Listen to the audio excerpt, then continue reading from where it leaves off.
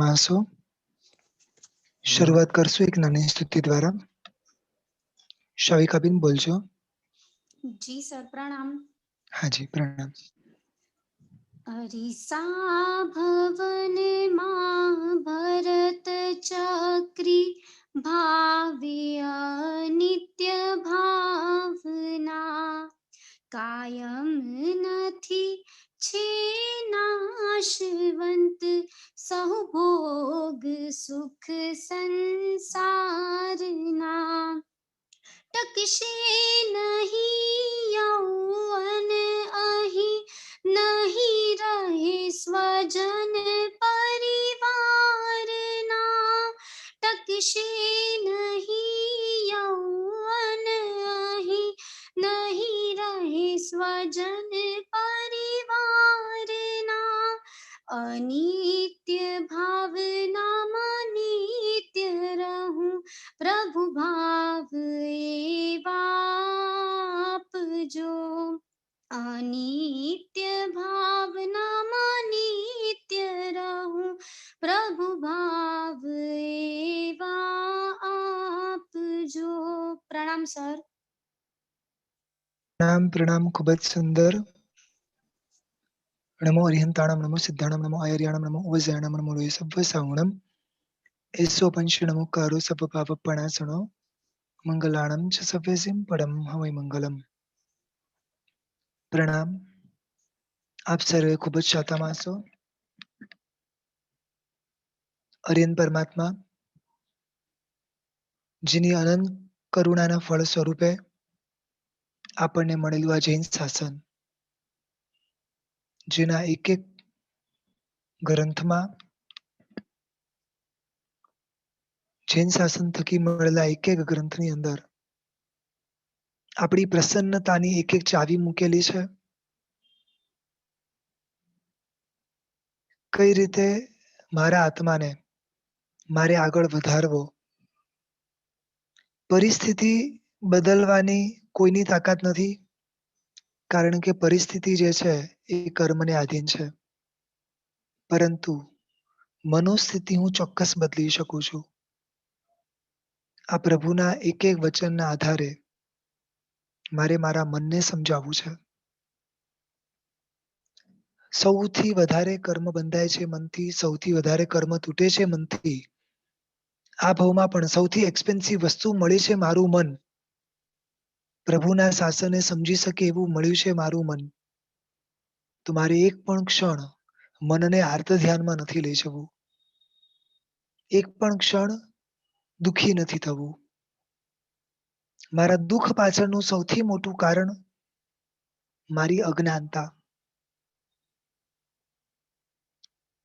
મહોપાધ્યાયજી શ્રી વિનય વિજય મહારાજ સાહેબ, જેમણે આપેલો આપણને એક અદ્ભુત ગ્રંથ શાંત સુધારસ, જે આપણને એટલી ક્લેરિટી આપી દેશે, વિવેક દ્રષ્ટિ આપી દેશે કે ક્યાં તમારે મહેનત કરવી, ક્યાં પુરુષાર્થ કરવા, ક્યાં તમારે રાગ કરવા ને ક્યાં ન કરવા. આપણા સુખ દુઃખના સાચા કારણો, આપણા મનની સ્થિરતા ક્યાં રાખવી, બધી જ વાતો ઉપાધ્યાયજી ભગવંત આપણને અહીંયા કરી રહ્યા છે. સૌ પ્રથમ ભાવના, અનિત્ય ભાવના. નિત્ય એટલે પરમેનન્ટ, અનિત્ય એટલે જે પરમેનન્ટ નથી રહેવાનું. પરમેનન્ટ નથી રહેવાનું એટલે શું? એ આવે અને તરત પણ નાશ પામી શકે, થોડા સમય રહીને પણ નાશ પામી શકે, અને ઘણો લાંબો સમય રહીને પણ નાશ પામી શકે. પણ એક નિશ્ચિત છે કે નાશ પામવાનું જ. આ 100% છે. અત્યાર સુધીના દરેક ભવોની અંદર એક એક વસ્તુને મેળવવા, ઇવન આપણને જે શરીર મળ્યું એને ટકાવવા, શણગારવા ખૂબ મહેનત કરી. અને મે બી આ ભાવમાં પણ હજી થઈ રહ્યું છે.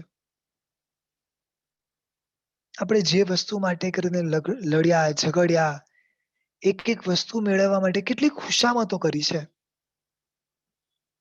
કેટલી કેટલી માયા કપટો કરી છે, પણ હવે આ ગ્રંથના આધારે જાણવું છે કે આ વસ્તુ, આ સંબંધો ખરેખર કેટલા ઉપયોગી છે,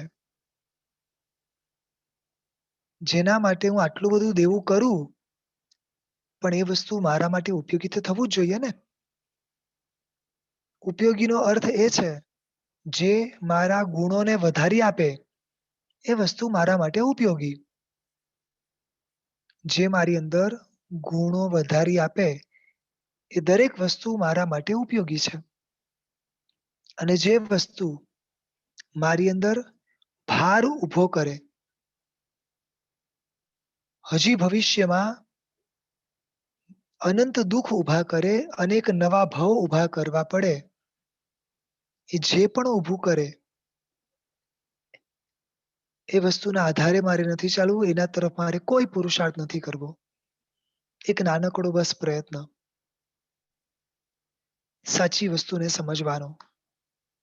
મેં ગઈકાલે પણ કીધું હતું, આજે પણ કીધું હતું, જો આ ગ્રંથને સમજવાનો પ્રયત્ન કરશો તો પૂરેપૂરી તાકાત છે કે આપણને સમ્યક્ત્વ સુધી લઈ જાય. યસ, સમ્યક્ત્વ સુધી લઈ જાય.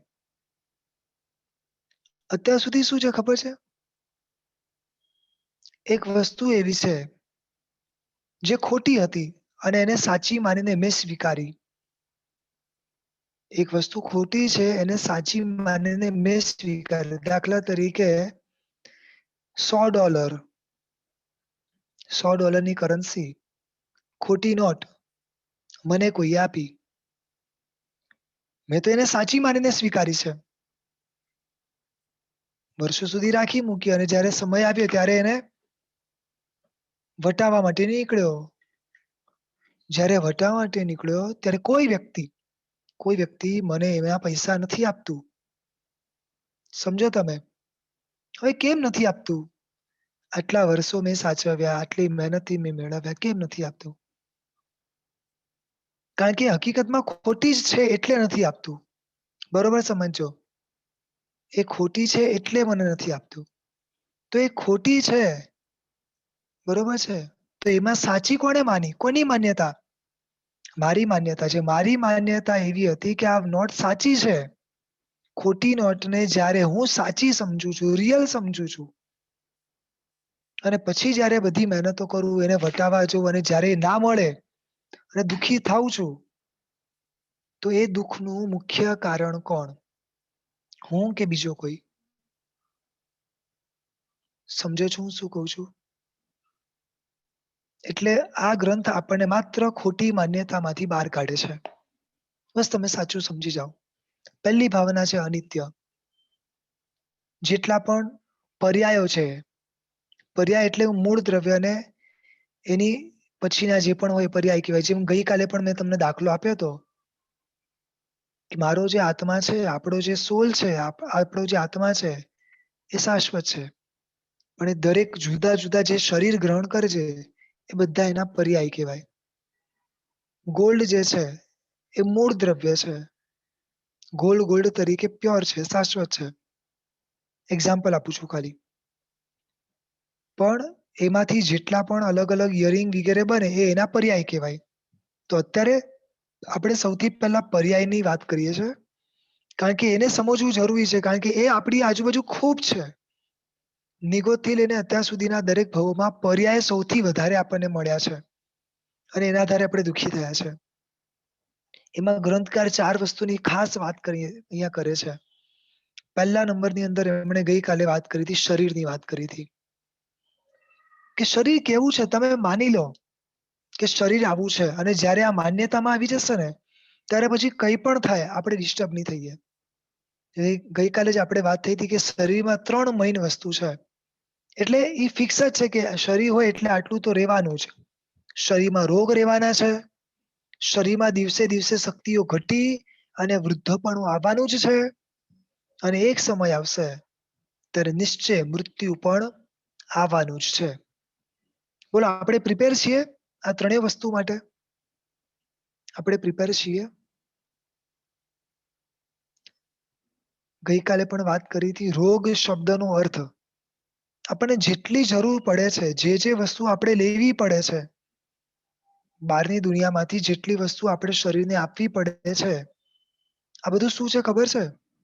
આ રોગને શાંત કરવાની બધી દવાઓ છે. સૌથી પહેલા આપણી ઈચ્છા એ આપણો રોગ છે. આપણને ભૂખ લાગવી, તરસ લાગવી, આ દરેક પ્રકારના શરીરના રોગો છે.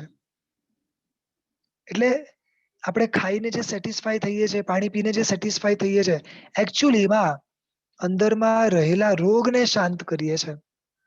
આ જગતની અંદર દરેકે દરેક જીવ આ રોગથી પીડિત છે કે નહીં? સમજો શાંતિથી. દરેકે દરેક વ્યક્તિ આ રોગથી પીડિત છે. દેવતાને પણ આટલું બધું છે, છતાંય ઈચ્છાઓ છે. એને પણ એક સમય એવો આવે છે ત્યારે એને પણ ભૂખ લાગે છે.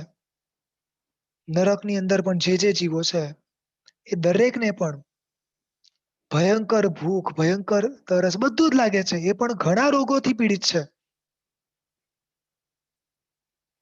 આપણે ખાલી એકદમ ક્લિયર થવું છે બસ, કે જન્મથી જેટલી પણ વસ્તુ મેં મેળવી છે કારણ કે આ રોગને શાંત કરવા, અને હજી વધુ વસ્તુ ભોગવી રહ્યો છું, મેળવી રહ્યો છું, એકચ્યુઅલી આ રોગને શાંત કરવા. એટલે હવે થવાનું શું છે ખબર છે? અહીંયા પ્રિપેર થવાનું છે. એકદમ ક્લિયર કે રોગ આવે તો કઈ વાંધો નહીં, એની ટ્રીટમેન્ટ કરી લેશું. પરંતુ વારંવાર એના વિચારોમાં રમવું, કેમ આવ્યો, કઈ રીતે આવ્યો, ક્યારે મટશે? બોલો, આવો વિચાર ક્યારે આવે છે? જ્યારે પણ આપણા શરીરમાં રોગ આવે છે ત્યારે આપણા મનમાં વિચાર આવે છે. જેમ શરીર અનિત્ય છે તો શરીરમાં રોગ આવે એ પણ અનિત્ય જ છે. એમાં એવી રીતે પોઝિટિવ વિચારવાનું કે એ પણ ગમે ત્યારે નાશ પામશે. અને કદાચ એવું હશે તો શરીર સાથે નાશ પામશે. શરીર જશે ત્યારે એની જોડે નાશ પામી જશે. તમારું કપડું, આપણું કપડું હોય, જરાક કોઈક જગ્યાએથી ડાઘો પડી જાય, જરાક ફાટી જાય, કંઈક એવું થઈ જાય, બરોબર છે, તો આપણે દુઃખી નથી થતા, એના બદલે બીજું, બરોબર છે. કદાચ એક્સ્ટ્રીમ લેવલના રોગના ઉદય આવશે તો શું થશે? વધુ આ શરીર બદલાઈ જશે. સમજો છો હું શું કહું છું? સામાન્ય ડાઘ હોય તો એક પુરુષાર્થથી એ ડાઘ નીકળી જશે. પરંતુ જો વિશેષ મોટો કોઈ રોગ હોય, શક્ય છે કેન્સર જેવી બીમારીઓ આવે તો મૃત્યુ આવે છે. ત્યારે શું સમજવાનું? કપડું જો વધારે ફાટે તો આપણી પાસે જેમ બીજા કપડા હોય છે ને, તો આ ભાવમાંથી બીજા ભાવમાં, બસ પતી ગયું. આટલું જ માત્ર વિચારવાનું છે. માત્ર આટલું વિચારવાનું છે. તમે સમજો છો? આ ઈઝી નથી, બહુ જ અઘરું છે. બહુ જ અઘરું છે, પણ આને બહુ જ ફિક્સ કરી દેવાનું છે. એકદમ ક્લિયર થઈ જવાનું છે. ચલો મને એક જવાબ આપો. ઘણાને મૃત્યુના પણ ભય છે. ગાડી આપણી જૂની થઈ જાય ને, આપણી ગાડી અગર જૂની થઈ જાય, વારંવાર સર્વિસ કરાઈ, તો હવે તમે શું કરશો? નવી ગાડી ખરીદવાની વિચારણા કરશો? કે પછી આ જ ગાડીને હજી ધક્કા મારીને ચલાવશો? બરોબર વિચાર કરીને જવાબ આપજો.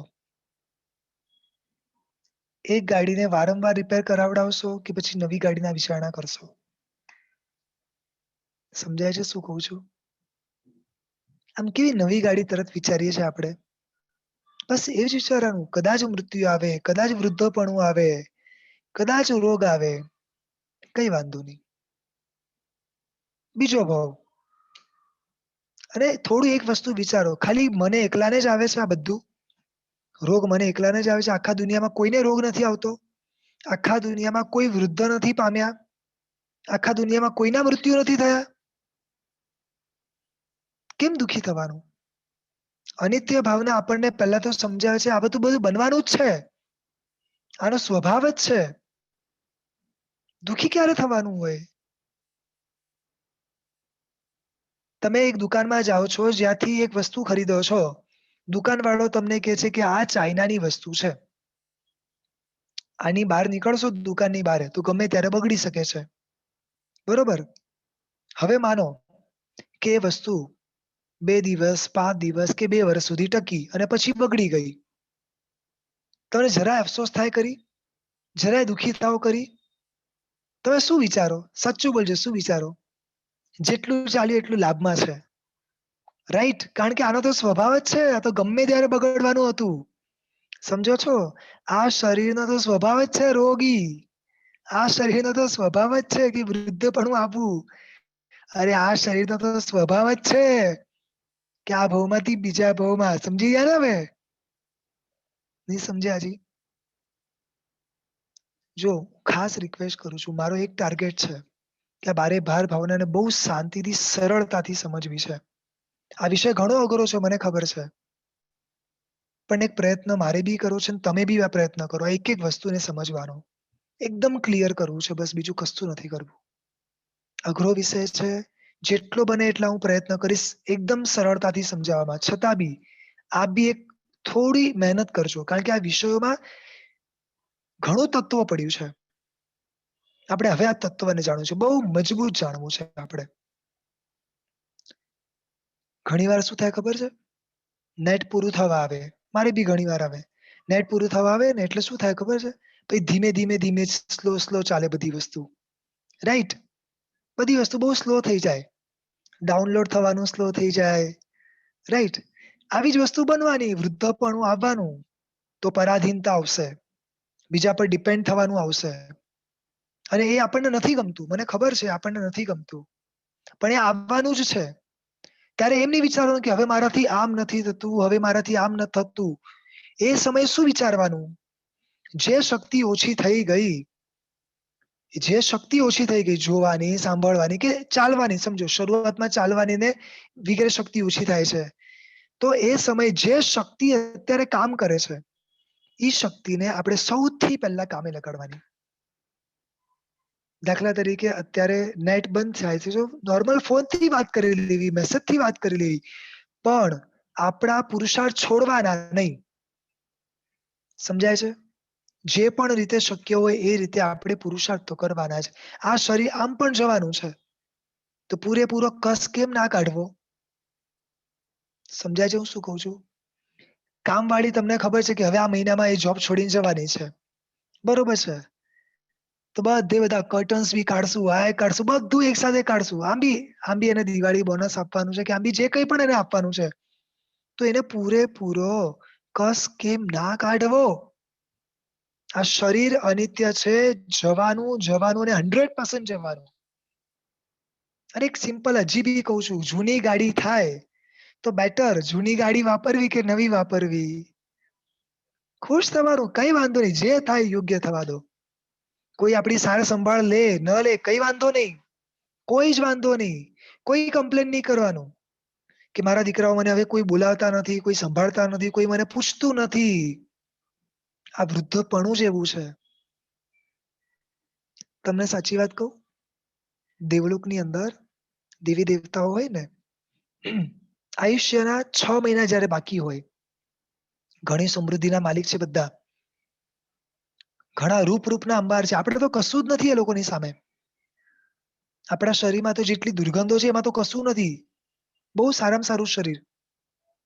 પણ જયારે આયુષ્યના 6 મહિના બાકી હોય ને, આખું શરીર કરમાવા લાગે, થોડું ડલ પડી જાય. ખાલી આપણને જ આ પ્રોબ્લેમો નથી.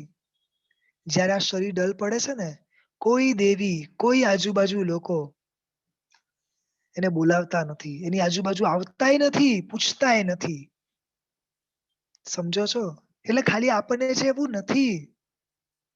સમજાય છે? દરેકે દરેક જીવ માત્રમાં છે અને આવવાનું છે, ફિક્સ છે. બસ એક પણ ક્ષણ આર્ત ધ્યાન કરવું નથી. જે શક્તિ છે માત્ર એ શક્તિનો વપરાશ કરો. કઈ નહીં તો વિચારી તો શકીએ છે, કઈ નહીં તો બીજું કઈ નહીં. આંખથી કદાચ દેખવાની શક્તિ ઓછી થઈ જાય, કાનથી સાંભળવાની શક્તિ ઓછી થઈ જાય, મોઢાથી બોલવાની શક્તિ ઓછી થઈ જાય. વિચારી તો શકીએ છે. અને શું કરવાનું ખબર છે? બહુ સિમ્પલ તમને કહું, શું કરવાનું? જે સારું યાદ હોય ને કે આવતું હોય, ખાલી યાદ કરીને અનુમોદના કરવાનું.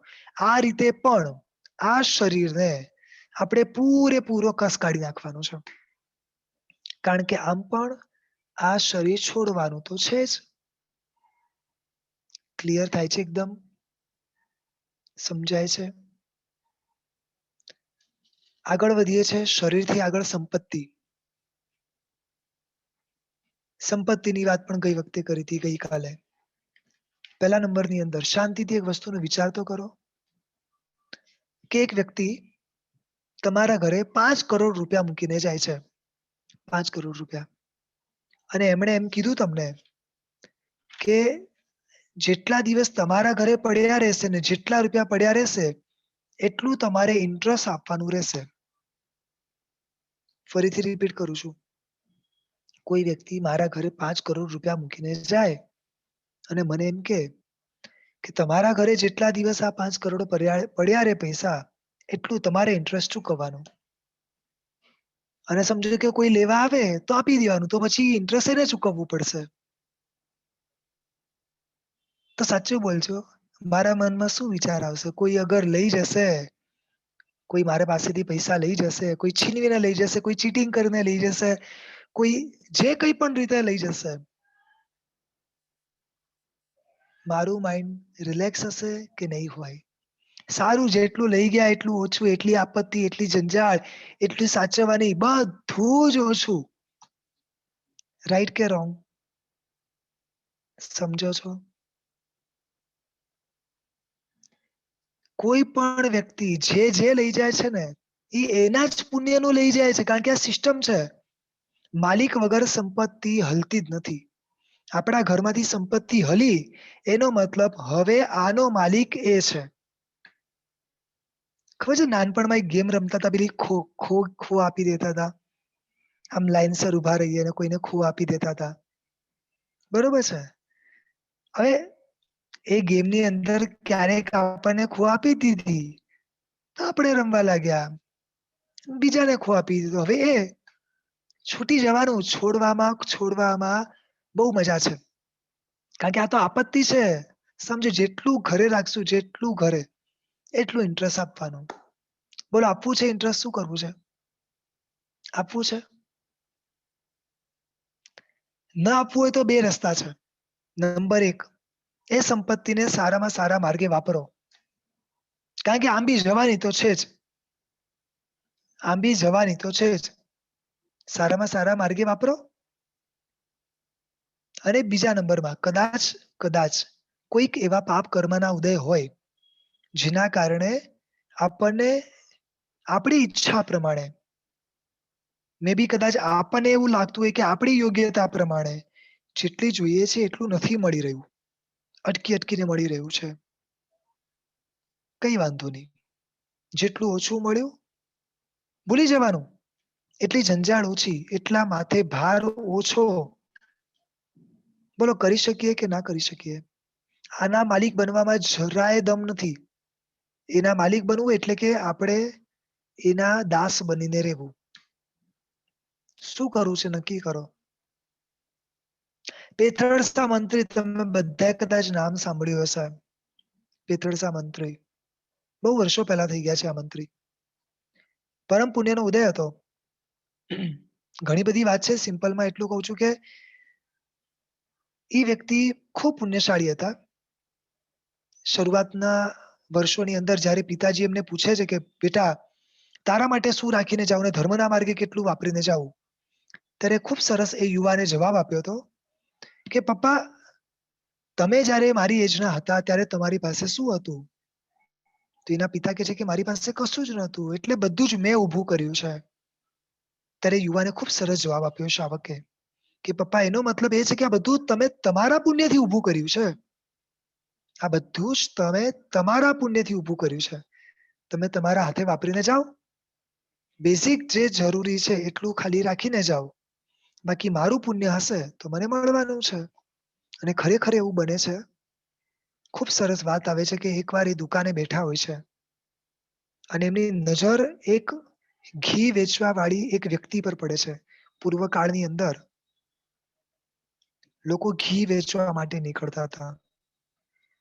અલગ અલગ, જેમ અત્યારે દૂધ લેવા પેલા કેન લઈને નથી આવતા, એવી રીતે.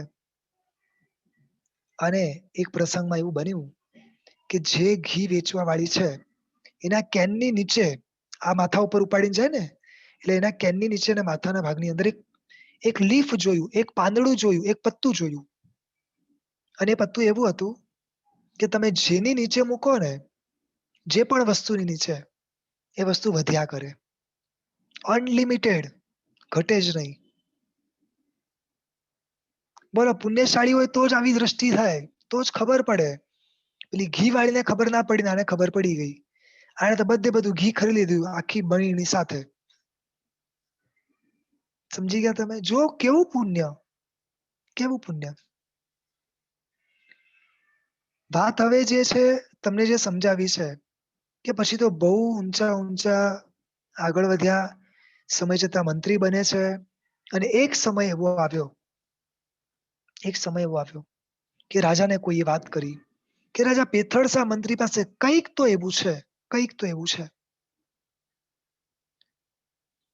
કે જે તમારી પાસે નથી ને જેના કારણે આટલો મોટો માણસ બન્યો છે. અને હંમેશા સારી વસ્તુ તો રાજાના પાસે જ શોભે. બોલો, આવી વસ્તુ તમારી પાસે હોય કે જેની નીચે મૂકો, દાખલા તરીકે આપણી પાસે ડોલર છે કે ગોલ્ડ છે કે સિલ્વર છે, કે આપણી પાસે જે પણ 2,000 ની કરન્સી છે, તમે ખાલી એની નીચે મૂકો, રોજ 2,000 ના બંડલો ઉપાડો, ખાલી જ ના થાય. અને આવી વસ્તુ ગવર્મેન્ટ તમારી પાસે માંગે તો તમે આપો કે ના આપો? કઈ કલ્પના તો કરો. મને ખબર છે નથી, પણ કલ્પના તો કરો, અગર હોય તો આપો કે ના આપો? શું વાત છે, તમે બધા ઉત્તમ શ્રાવકો છો, આપી જ દો એમ? Very good. આપણી મનોવૃત્તિ કેટલી સંકુચિત છે કે ભાઈ પુણ્યના આધારે મળે છે, પુણ્ય હશે તો ટકશે. બરોબર સમજો, સંપત્તિ અનિત્ય જ છે. પુણ્ય જેટલું હશે એટલું ટકશે, નહીં તો નીકળી જ જવાની છે, ગમે એટલી મહેનત કરીશ તોય. પણ આ પેથળસા મંત્રી રાજાને જઈને આપી દે છે. એક જ અહીંયા ક્લિયર છે, જેટલી મારી પુણ્યાઈ હતી એટલી આ વસ્તુ મારી પાસે ટકી. હવે આનો માલિક રાજા છે, પતી ગયું, એકદમ ક્લિયર છે. તમે ક્લિયર છો ને? છો ને ક્લિયર? હા, બસ. એ પણ એકદમ ક્લિયર હતા. રાજાને જઈને આપે છે. રાજાને વિશ્વાસ નથી કે કોઈ વ્યક્તિ કેવી રીતે આપી દે આમ. એટલે રાજાએ પરીક્ષા કરવાનો વિચાર કર્યો. અને એમાં એવું હતું કે નદીનું ઝરણું હોય ને, રિવર, નદી આમ વહેતી હોય, સમજો કે રાઈટ ટુ લેફ્ટ જઈ રહી છે, અને એ લીફ, એ પાંદડું તમે વચ્ચોવચ્ચ મૂકો તો એ પાંદડાનો એવો પ્રભાવ, એ લીફનો એવો પ્રભાવ કે પાંદડું ઊંધું વહે. એ પાંદડાના કારણે ઝરણું જે છે, જે રાઈટ ટુ લેફ્ટ જાય છે, એના બદલે રોંગ ડાયરેક્શનમાં ફ્લો થાય. રાજાએ અને નજીકના બધા માણસોએ ત્યાં ઝરણા પાસે ગયા, ત્યાં પેલું પત્તું મૂક્યું, અને હકીકતની અંદર આખું જે ફ્લો છે, જે રાઈટ ટુ લેફ્ટ હતો, એ હવે લેફ્ટ ટુ રાઈટ થઈ ગયો. એટલે રાજાને ખરેખર ખાતરી થઈ ગઈ કે પેથળસા મંત્રી મારી સાથે ચીટ નથી કરી, એણે મને આપ્યું છે. ખૂબ ખુશ થાય છે, અને એટલામાં જ રાજા ત્યાં લેવા જાય છે પેલું પાંદડું. એવું લખે છે કે ઈ પાંદડું સાપ બનીને નીકળી ગયું. એ પાંદડું સાપ બનીને નીકળી ગયું, રવાના થઈ ગયું. સમજ્યા કે નહીં સમજ્યા? સંપત્તિ એના માલિક પાસે જ જાય. આપણા પાસેથી કોઈએ લઈ લીધું, કોઈએ છીનવી લીધું, કોઈએ ચીટિંગ કરી લીધી, સમજી લેવાનું હવે એનો માલિક એ છે. સમજાય છે? શાંતિથી ખાલી વિચારો તો ખરી. લગભગ મેજોરિટી 7 to 80% જેટલી સંપત્તિ છે, એ મેળવવા માટે કેટલા કાવા દાવા કરવા પડે છે, કેટલાય પાપો કરવા પડે છે. અને આ પાપના ઉદયથી, પાપના નિમિત્તથી મળનારી જે સંપત્તિ, અને મને એનો રાગ હોય, એનો રાગ કરવાનો છે, આમ બી ટકવાની નથી. જશે એટલે કેટલા ડિસ્ટર્બ થઈ જઈએ છે. બોલો સાચું બોલજો, એક જગ્યાએ તમે એક વસ્તુ ખરીદી, ગાડીમાં બેઠા પછી તમને ખબર પડી કે પ્રિન્ટ તો 15 રૂપિયાની લખી છે, લીધા એને 20 રૂપિયા. માઇન્ડ ડિસ્ટર્બ થાય છે કે નથી થતું? ગાડી ઓલરેડી સ્ટાર્ટ થઈ ચૂકી છે. You are helpless. Now you can't do anything, right? મનમાં કેટલા વિચારો ચાલશે, એ વ્યક્તિ પ્રત્યેના કેટલા દ્વેષના ભાવો ચાલશે. સમજાય છે હું શું કહું છું? જો હું એમ નથી કહેતો કે આપણે કેરલેસ બનવું. એ પ્રસંગને અનુરૂપ જે કરવું પડે એ કરી પણ લેવું. પણ જે સતત આ જે ભાવનાની જે વાત છે કે એક વસ્તુનો વિચાર વારંવાર કરવો અને એના કારણે આપણી જાતને દુખી કરવી, આ વસ્તુમાંથી આપણે માત્ર બહાર નીકળવું છે. ઓનલી રાગના નિમિત્તો જ વધે છે આ બધું. સમજો. શું કરશું બોલો? રાખવી છે આવી સંપત્તિ? વધારવી છે આવી સંપત્તિ? અચ્છા, એક બીજો પ્રશ્ન પૂછું, વેરી ઓપન એક પ્રશ્ન પૂછું. આપણે બુદ્ધિશાળી કે પ્રભુ બુદ્ધિશાળી?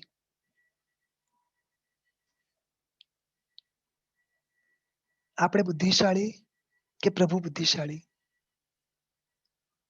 ના, આ કેમ કેમ પૂછું છું ખબર છે? કારણ કે પ્રભુને તો બધું સહજતાએ મળ્યું હતું અને છતાંય છોડ્યું હતું. બરોબર સમજો. પ્રભુને તો સહજતાએ મળ્યું હતું અને તોય છોડ્યું હતું. પેલો દેવદુષ્ય જે છે, બરોબર છે, ઘણીવાર છે ને એક શબ્દ આમ ઘણીવાર મેં સાંભળ્યો છે, આપણા હકનું શું કરવા કોઈને આપવું? હજી બી માલિક બનીએ છે, સમજો તમે? આપણો હક કઈ રીતે નક્કી કર્યો? આપણે બી એના એક માત્ર મહેમાન હતા. પ્રભુએ બધું સહજતાએ આપ્યું છે. આપણે તો સહજતાએ તો માંડ થોડું ઘણું મળ્યું છે. ઘણું ખરું તો મહેનતથી મળ્યું છે. તોય છૂટતું નથી બોલો. અરે હજી ક્યારે પણ આપણે બાર્ગેનિંગ કરવા ગયા, ક્યારે પણ, તો એણે જે પૈસા કીધા આપણે એના કરતા ક્યારે વધારે આપવાની ઈચ્છા કરી ખરી? હા, ગરીબ દેખાય, એની મહેનતના આધારે એનું કંઈક ચાલે, ઠીક છે, એ ભાવના કરુણાની દ્રષ્ટિથી આપીએ, બરોબર છે. પણ ક્યારે આવા બાર્ગેનિંગ કર્યા આપણે? છૂટતી જ નથી. સામેવાળો તો જ લઈ શકશે જો એની યોગ્યતા હશે. અને બીજી વાત, હું પણ તો જ આપી શકીશ જો મારા દાનાંતરાય કર્મ તૂટેલા હશે. સમજાય છે? જે કંઈ પણ વાપરવાનું છે, જે કંઈ પણ છોડવાનું છે, આ છોડીને સંપત્તિની અંદર અનિત્ય ભાવના કે આંબી જવાની છે, તો એ અનિત્ય ભાવનાને ધ્યાનમાં રાખીને આપતા જ રહેવું અને આપણી અંદર જે પરિગ્રહના સંસ્કાર પડ્યા છે એ તોડતા જવું. કેટલી સરસ વાત પ્રભુએ કીધી છે. આંબી સંપત્તિ અનિત્ય છે. રાખશો તો પરિગ્રહના સંસ્કાર વધશે, આપશો તો પરિગ્રહના સંસ્કાર તૂટશે. તમને ખબર છે, અહીંથી સપોઝ ક્યાંય બી યુએસ જવાનું થાય, ક્યાંય પણ યુએસ વાળાને ઇન્ડિયા આવવાનું થાય, તો એક પણ કરન્સી અહીંયાની ત્યાં કે ત્યાંની અહીંયા ચાલતી નથી. તમારે તેને ટ્રાન્સફર તો કરવી જ પડે, ઇન્ડિયન કરન્સીમાં કે ત્યાંની કરન્સીમાં. તો સિમ્પલ વે શું છે ખબર છે? અહીંથી ત્યાં આપણી સંપત્તિ ચાલતી નથી, તો આની સંપત્તિને ડોલરમાં કન્વર્ટ કરી દો. અહીંયાની મેળવેલી જેટલી પણ સંપત્તિ છે, બોલો પછીના ભાવમાં કામ લાગશે? લઈ જવાશે? અહીંથી લઈ જવાશે? અહીંથી લઈ જવાનું કોઈની શક્યતા જ નથી. તો એક વસ્તુ છે કે જ્યાં હોય ત્યાં એને વાપરો, જેને જોઈએ એને આપો. કારણ કે હજી બી રિપીટ કરું છું, એના માલિક જ એ વસ્તુને લઈ શકશે. પેલો રાજા પેથળસા મંત્રીએ તો આપી દીધી હતી ને, આપીને પેથળસા મંત્રીએ, પણ રાજા લઈ શક્યો? કારણ કે રાજા એનો માલિક થવાને યોગ્ય નથી, પતી ગયું. સિમ્પલ વસ્તુ છે, આટલો પ્રયત્ન કરવો છે. થોડા આગળ વધીએ છે. સંબંધો, આ તો બહુ નડે છે. આમ એટલો બધો રાગ છે દીકરા પ્રત્યે, દીકરી પ્રત્યે, માતા પિતા પ્રત્યે, એટલો બધો રાગ છે. અચ્છા, એક ખાલી પ્રશ્ન છે. અમારે ત્યાં એક સિસ્ટમ છે, તમારે ત્યાં છે કે નહીં ખબર નથી, કે મારા ઘરની ચાવી હોય ને એ બાજુવાળાને ત્યાં પડી હોય, અને બાજુવાળાના ઘરની ચાવી હોય ને એ મારા ઘરે પડી હોય. એક ખબર નહીં, એક પહેલેથી એક સિસ્ટમ ચાલી છે કે કોઈ બી આગળ પાછળ હોય તો વી કેન. હવે મને એક જવાબ આપો કે બાજુવાળો, એની ચાવી મારા ઘરે મૂકી છે એણે, અને એને જ્યારે જોઈએ ત્યારે એ વ્યક્તિ ચાવી લઈને જાય. બરોબર છે? એને જ્યારે ઈચ્છા થાય ત્યારે એ વ્યક્તિ ચાવી લઈને જાય. તો મારે દુઃખી થવાનું? બરોબર વિચારીને જવાબ આપજો. ચાવી બાજુવાળાની છે. એ બાજુવાળો એની ઈચ્છા પ્રમાણે એની ચાવી લઈને જાય. મારે દુઃખી થવાનું કે નહીં થવાનું? કેમ નહીં થવાનું? ઈ ચાવીનો હકદાર એ છે. એને કેટલા સમય અહીંયા રાખવી, ના રાખવી, એ નક્કી કરશે કે મારે નક્કી કરવાનું? મારે નક્કી કરવાનું કે એને નક્કી કરવાનું? એને નક્કી કરવાનું.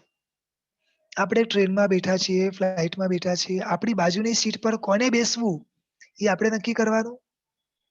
કેટલા સમય સુધી બેસવું એ એને આપણે નક્કી કરવાનું? આપણે કરવાનું શું? કરવાનું શું? આપણે માત્ર એટલું કરવાનું, આપણી બાજુની સીટ પર જે આવે એની સાથે સારા વ્યવહાર રાખવાના. એ જાય તો ટાટા બાય બાય. હા, હવે એની ઈચ્છા છે, એની જર્ની છે, એની લાઈફ છે, એનું ઘર છે, એની ચોઈસ છે. સમજ્યા કે નહીં સમજ્યા હજી?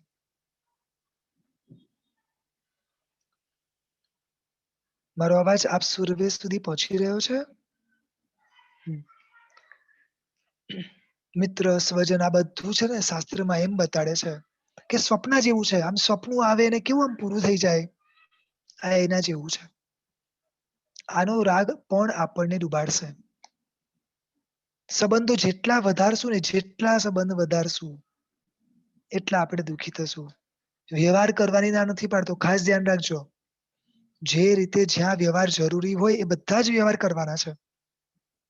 પરંતુ કોઈ વ્યક્તિ આપણી નજીકમાંથી વિદાય થાય છે, ક્યારે વિચારવાનું નથી, ક્યારે પણ નહીં.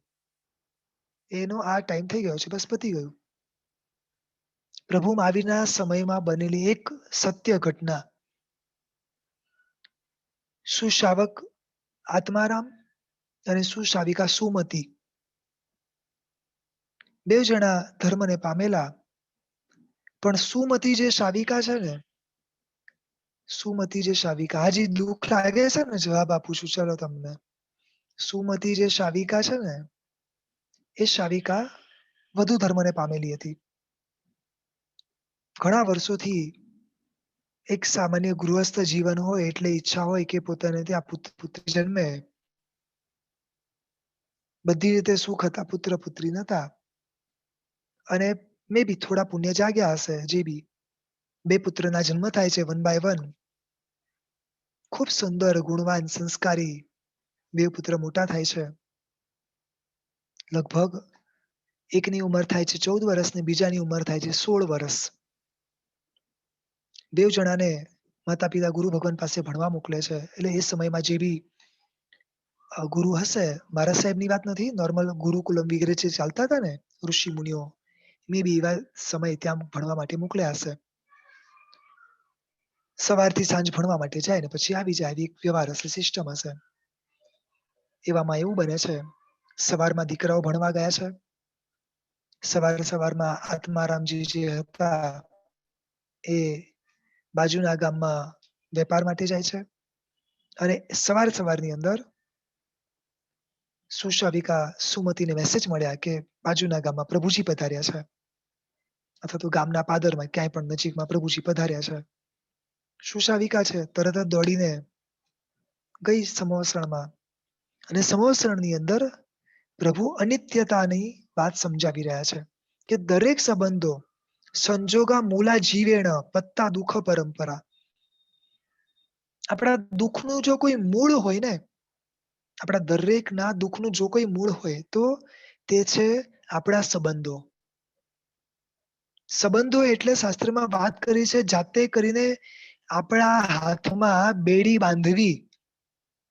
યસ, જાતે કરીને આપણા હાથમાં બેડી બાંધવી, આનું નામ છે સંબંધો. સંબંધ શબ્દ બી જુઓ તમે, બંધાવવું કેવી રીતે, તો કે સારી રીતે. એટલે આમ સંબંધો થાય છે ને તો આપણને સારું લાગે છે. જુઓ, તમે સમજ્યા? નોર્મલ આપણને કોઈ બાંધે તો ગમે, પણ આપણી જ ઈચ્છાથી આપણી જ જાતને સંબંધોમાં સારી રીતે બાંધવું, ધેટ ઇઝ કોલ્ડ સંબંધ. પ્રભુ સમજાવે છે કે બધાનું મૂળ છે સંબંધ. અને નજીકના જેટલા પણ વ્યક્તિ છે એ બધા આપણા ઋણાનું બંધે જોડાતા હોય છે. એટલે ક્યારે પણ કોઈના પ્રત્યે રાગ ન રાખવો. અને જ્યારે જ્યારે જો તમને કોઈ વ્યક્તિ જાય અને દુઃખ લાગે ને, તો સમજવું કે વ્યક્તિ ગયો છે એટલે નહીં, પણ પોતાના સ્વાર્થ હવે પૂરા નહીં થાય એના માટે તમને દુઃખ થાય છે. તમે બરોબર સમજો. એક દાખલો આપું તમને. આપણા નજીકમાંથી એક વ્યક્તિ જાય, હમણાંના જ એક સમયની વાત છે. હવે એ વ્યક્તિને નજીકના વ્યક્તિ પ્રત્યે ખૂબ રાગ હતો. અને હવે એમના શબ્દો શું છે ખબર છે? મને કોણ સંભાળશે? હવે મારું કોણ? મારે કઈ પણ પ્રોબ્લેમ હું કોને કહીશ? એટલે ઊંડે ઊંડે શું આવ્યું તમે જોઈ લો ખાલી. એ વ્યક્તિ પાછળ કેમ રડીએ છે? કારણ કે હવે આ વસ્તુ કોણ સંભાળશે? મારી આ વસ્તુ કોણ સંભાળશે? એટલે ઊંડે ઊંડે મારો સ્વાર્થ જે હતો ને, ઈ હવે પોસાવાનો બંધ થયો ને, એટલા માટે મને દુઃખ થાય છે. આ 100% ની હકીકત છે. દરેક સંબંધોના મૂળમાં સ્વાર્થ છે. હા, એટલો ફરક છે કે માતા પિતા અને બાળક પ્રત્યેના જે સંબંધો છે એમાં થોડો ઓછો સ્વાર્થ છે, પણ સ્વાર્થ તો 100% છે અને છે. અને દરેક સંબંધોની વચ્ચે માયા, કપટ, છળ, ઈર્ષ્યા બધું જ રેવાનું જ છે. કારણ કે એ તો એના સ્વભાવમાં છે, એ તો એનું નેચર છે, લેબલ જ છે કે આ હોય, સંબંધ હોય ને એટલે આ વસ્તુ રહેવાનું. ગઈકાલે વાત કરી હતી ને, એક ટેગ લગાડી દેવાનું છે. તો બસ જે પણ સંબંધ બાંધીએ ને એકદમ પ્રિપેર થઈ જવાનું છે, એકદમ પ્રિપેર કે હું સંબંધ બાંધું છું આ વ્યક્તિ સાથે, એટલે આમાં સ્વાર્થ પણ હશે, આમાં ક્યારેક ઈર્ષ્યા પણ થશે, માયા કપટ પણ થશે, જુઠ્ઠું પણ બોલાશે, આ બધું જ થવાનું છે. પ્રભુ એમની દેશનાની અંદર ખૂબ અદ્ભુત આ બધી વાતો કરી રહ્યા છે.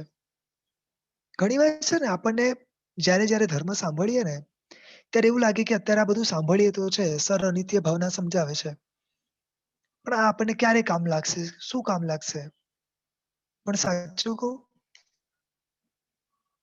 જે પણ વસ્તુ આપણા માટે યોગ્ય હોય છે ને, એ પ્રમાણે જ બધું ગોઠવાતું હોય છે.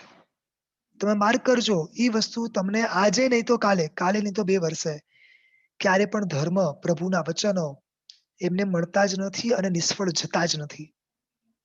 સુશાવિકા પણ ખૂબ સરસ રીતે અનિત્ય ભાવનાની બધી વાતો સાંભળી રહી છે.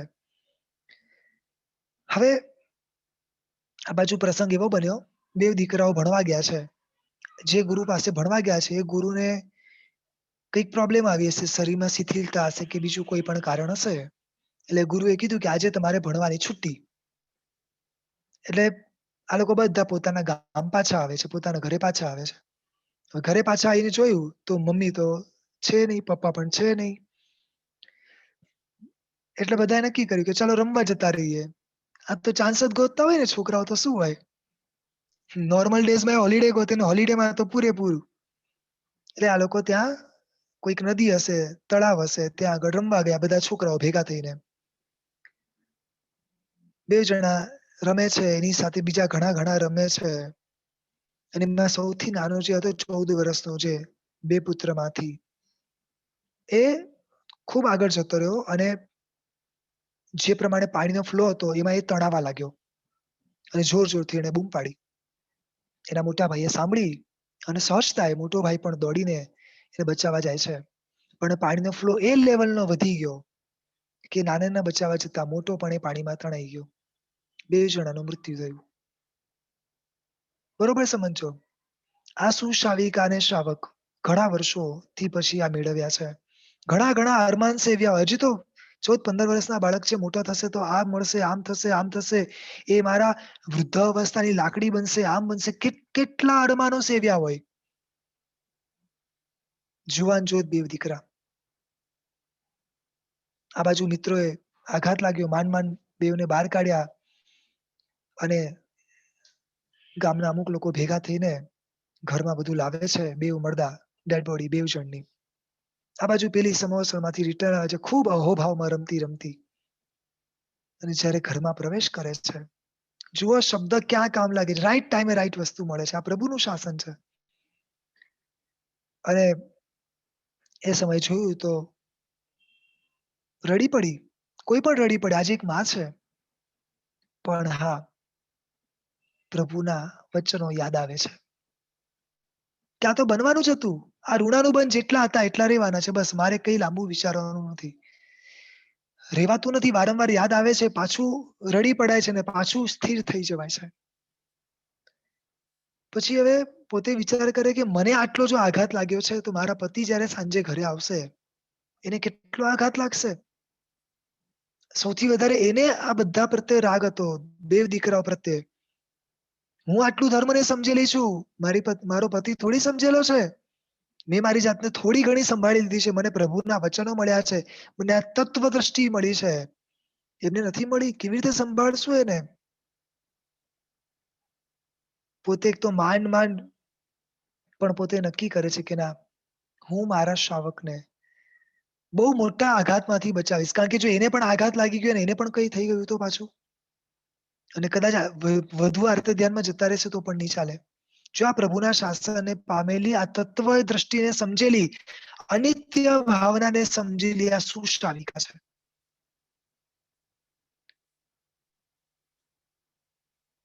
પોતાનું ઘર હતું એનાથી થોડે દૂર જઈને ઉભી રહી જાય છે. પતિનો આવવાનો ટાઈમ થયો. પતિ આવ્યા તો જોરથી રડવા લાગી. એટલે શ્રાવક પૂછે છે કે કેમ રડે છે, શું થયું? તો કે કઈ નહીં, તમે જવા દો. તો કે શું થયું? કારણ કે તું કોઈ દિવસ રડતી નથી. શું થયું? તો કે મારો બહુ મોટો બાજુવાળા જોડે ઝઘડો થયો. તો કે ભાઈ ઝઘડો થયો એમાં શું રડવાનું? અને તું એને ઝઘડો કરે? મન નથી લાગતું. તો કે ના સાચું બોલ, શું થયું? તો કે ઝઘડો થયો છે, બહુ મોટો ઝઘડો થયો. હવે ઠીક છે, હવે ભૂલી જા. તો કે ના પણ મારો બહુ મોટો ઝઘડો થઈ ગયો છે એટલે હું રડું છું. તો કે ચાલ શેના માટે ઝઘડો થયો? તો કે તમને ખબર છે 15 દિવસ પહેલા આપણે એક નજીકના વ્યક્તિના મેરેજમાં ગયા હતા, એટલે મેં બાજુવાળા પાસેથી 2 રત્નના કંકણ લીધા હતા, એટલે રત્નના બેંગલ્સ લીધા હતા. હવે બાજુવાળાને આપણે લાવ્યા હતા, મેં પ્રસંગમાં પણ પહેર્યું, બધું કર્યું, અને આજે 15 દિવસ થયા એટલે એ મારી પાસે લેવા આયા. તો એને પતિ કે એમાં શું છે, હવે એના હોય તો લેવા તો આવે જ ને. આવે કે ના આવે? તમને પ્રશ્ન પૂછું છું. લેવા આવે કે ના આવે? આવે. એટલે એના પતિ કે એમાં ઝઘડો શું કરવાનો? પણ એ કે ના, એ તો મને બહુ જ ગમતા હતા, એ કેટલા સરસ હતા. તો કે બધી જ વાત સાચી છે, પણ એ તો એના હતા ને. ના પણ મારે તો જોઈએ જ છે, મને એના વગર નહીં જ ચાલે. શું કે છે? મને એના વગર નહીં જ ચાલે. એ કે ખોટી જીદ નહીં કર, જેના હોય એને આપવા જ પડે. તો કે ના તમે હોય તો આપો. તો કે હા, ઓફકોર્સ આપી દઈએ. અરે આ તો એનો પતિ કે ઉપકાર માન કે એને 15 દિવસ તને ઘરે રાખવા આપ્યા. શું કે છે? ઉપકાર માન કે 15 દિવસ તને ઘરે રાખવા માટે આપ્યા. એટલું તો તારું પુણ્ય હતું. જો એક સુશાવિકા કેટલા મનને સ્થિર કર્યું હશે, કેટલું મજબૂત કર્યું હશે, ત્યારે જઈને એના પતિના વસ્તુ સમજાવે છે.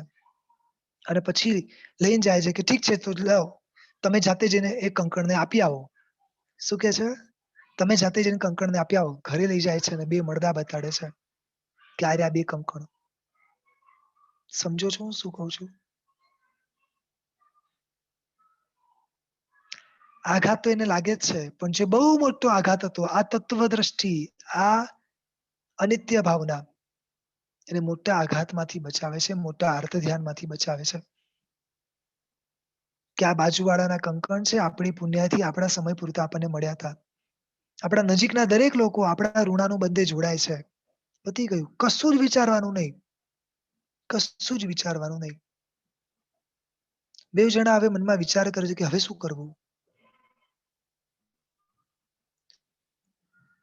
પેલો એનો પતિ કે આ 2 દીકરાઓ આપણને સમજાવીને ગયા કે અમારી તો 14 વર્ષની ને 15 વર્ષની ઉંમર હતી ને અમારું મૃત્યુ થયું. તો તમારા તો 40 50 50 ને 60 વર્ષ થઈ ગયા છે. સમજ્યા કે નહીં સમજ્યા હજી? જો અમારા 14 વર્ષે ને 15 વર્ષે મૃત્યુ આવી શકે, તમારા ગમે તે ક્ષણે આવી શકે છે. તમે સાધી લો જે સાધવું છે, તમે કરી લો જે કરવું છે, બધું ભૂલી જાઓ. બેવ જણા પ્રભુ મહાવીર પાસે જાય છે. પ્રભુ મહાવીર પાસે દીક્ષિત થાય છે અને ઉત્તમ સાધક બને છે. આપણે આપણી નજીકમાં રહેલા દરેક વ્યક્તિના મૃત્યુથી શું શીખ્યા? ખાલી અર્થ ધ્યાન, અને એ પણ આપણા સ્વાર્થ પૂરા ના થાય એટલે. એક શાવિકા એને પૂછે છે કે શું થયું? તો શું જવાબ આપ્યો ખબર છે શાવિકાએ? જડ વસ્તુ હતી, જળમાં ભળી ગઈ. શું જવાબ આપ્યો? જડ વસ્તુ હતી, જળમાં ભળી ગઈ. હવે મહેમાન ઘરે આવ્યા હતા, મહેમાનને પાછા મૂકીને આવી ગયા. બહુ સત્વ જોઈએ આના માટે, બહુ સત્વ જોઈએ. કોઈ પણ વ્યક્તિ, કોઈ પણ વસ્તુ નથી જ ટકવાની. તો આ બધું કેમ શીખવાનું છે તમને ખબર છે? કે જો બધું જ અનિત્ય છે તો નિત્ય શું છે? જો બધાની પાછળ મહેનત કરીને બી આમ બી ટકવાનું નથી, તો પછી મહેનત ક્યાં કરવી? તો કે બધું જ બદલાય છે. બધું જ પળે પળે બદલાય છે. એક આત્મા મારો નિત્ય છે. એક આત્મા મારો શાશ્વત છે. મારે જે કંઈ પણ હવે મહેનત કરવી છે, મારા આત્મા માટે કરવી છે. હું નાનો હતો ત્યારે પણ આ જ આત્મા હતો. હું મોટો થયો ત્યારે પણ આ જ આત્મા છે. હું વૃદ્ધ થયો તો એ આ જ આત્મા છે. મને રોગ આવ્યો તો એ આ જ આત્મા, મને ગુસ્સો આવ્યો તો એ આ જ આત્મા, મેં ખાધું તો એ આ જ આત્મા, મેં પીધું તો એ આ જ આત્મા. જેટલી પરિસ્થિતિઓ બદલાઈ, જેટલા વ્યક્તિઓ બદલાયા, જે બદલાયું, બધું ભલે બદલાયું.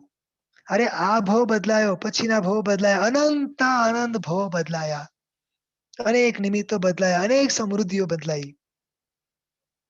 મારો આત્મા તો એનો એ જ રહ્યો. તો હવે બુદ્ધિશાળી આપણે 100% વિચારવું રહ્યું કે મારે મહેનત કોની પાછળ કરવી? સમજ્યા કે નહીં સમજ્યા? હજી એક પ્રયત્ન કરો છે બસ. આમ સમ્યક દર્શન આવી જશે. હજી બી કહું છું, આમ સમ્યક તો આવી જશે. Only clarity. ક્યાં મહેનત કરવી? જો હું એમ નથી કહેતો અનિત્ય છે તો એને કેરલેસ બની જવું. પોઝિટિવ રહીને એના પરથી જેટલું કામ મળે કાઢી લેવું બસ. જે સંપત્તિ છે, જે સંબંધો છે અને જે શરીર છે. હજી ચોથા નંબરનો પોઈન્ટ રહી ગયો છે, એ આવતીકાલે હું લઈશ. ભોગ ઉપભોગની દરેક વસ્તુઓ. આ એક એક વસ્તુમાં સમજવું છે ને આમાં અનિત્ય ભાવનાને આપણે મજબૂત સેટ કરી દેવી છે. એટલે થશે શું?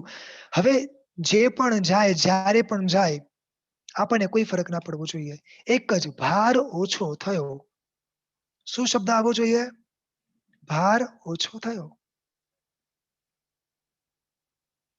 આટલું જો આવી જશે ને, પ્રભુએ કરેલી મહેનત, અને આપણે બધાએ પૂર્વ ભવની અંદર જેટલી મહેનત કરીને આ ભવને માંડ મેળવ્યો છે, પૂર્વ ભવની અંદર જેટલી મહેનત કરીને આ પ્રભુના શાસનને પામ્યા છે ને, અને આ ભવની અંદર પણ તમે જેટલી મહેનત કરીને આ ધર્મને પામો છો, આ સમ્યકદાન પામવા માટે જોડાઓ છો ને, બધી જ આપણી મહેનત સફળ થશે.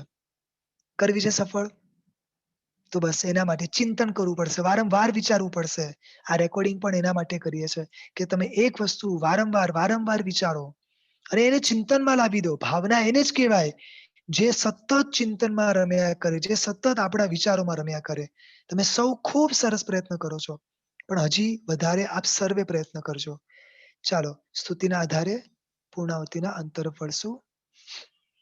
થેન્ક યુ એવરીવન, જે અલગ અલગ જગ્યાથી આપ સર્વે જોડાયા છો અને આ પ્રભુની વાણીને આપ માણી રહ્યા છો. Thank you everyone. હાજી શ્રાવિકાબેન, સ્તુતિ બોલજો. જી સર, પ્રણામ. હાજી પ્રણામ. પ્રભુ સુખમાં છલકું નહીં, પ્રજ્ઞાને નિર્મળ બનાવજો. દુઃખ પણ નથી કોઈ કા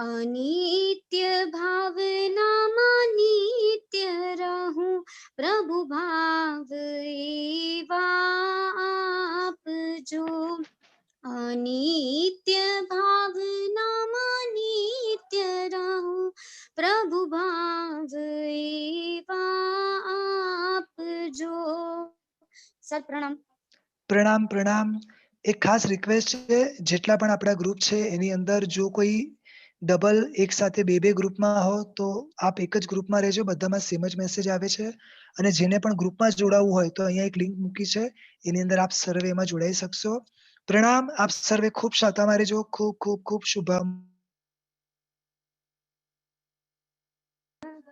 પ્રણામ